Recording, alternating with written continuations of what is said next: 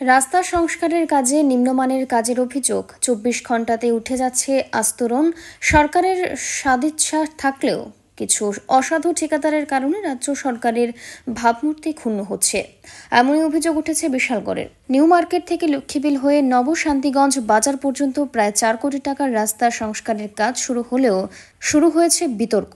স্থানীয়দের অভিযোগ, পূর্ত দপ্তরের তত্ত্বাবধানে অফিসিয়াল ঠিকাদার জহর সুর চৌধুরীর হাতে থাকা এই কাজ নিম্নমানের সম্পন্ন হচ্ছে। ২৪ ঘণ্টার মধ্যে উঠে যাচ্ছে রাস্তার আস্তরণ, কোথাও বিটুমিন কম, কোথাও আবার সম্পূর্ণ বাদ দিয়ে কাজ চলছে। বাসিন্দাদের দাবি, পূর্ত দপ্তরের কর্মীদের সামনে চলছে এই দুর্নীতি। অভিযোগ উঠেছে দপ্তরের জুনিয়র ইঞ্জিনিয়ার পীয়ূষ মালাকার ও ঠিকাদারের যোগ সাজসেরও। দুর্নীতির বিরুদ্ধে ক্ষোভে ফেটে পড়ছে এলাকাবাসীরা।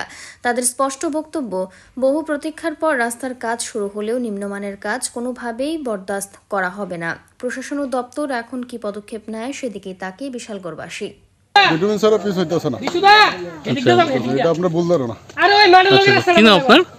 আপনাকে ঘটনার লগে তারা রাস্তার কাম করতে হয় সকালবেলা করতে হয়, তারা দুপুর টাইমে তারা রেস্ট করবো, কিন্তু রাত্রেবেলা সন্ধ্যার পরে তারা রাস্তার কাম ধরতে হয়।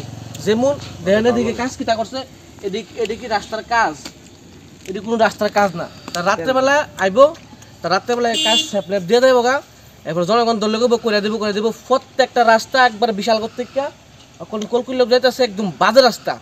এমন তো রাস্তা আমরা আশা করছি না, একদম বাজে রাস্তা করছে। না দিতেছে তেল, না দিতেছে শুকরি, একদম বাজে রাস্তা করতেছে। রাস্তার কাম কোন জায়গা বেশি খারাপ, 1 ইঞ্চি 1/2 ইঞ্চিও করছে না। আমি তো দেখেছি কুড়া রাস্তা করতেন জায়গা এই জায়গাটা খারাপ হয়েছে। আমরা যা হাইওয়ে আনছি ওই টাইমে দেখতে হয়েছে, এরপরও করছে না। এখন আপনারা কি চান? তো আমরা খাই এই জায়গাটা ভালোই করতেছে এই জায়গাটা। ব্যুরো রিপোর্ট, অবিরাম 24x7।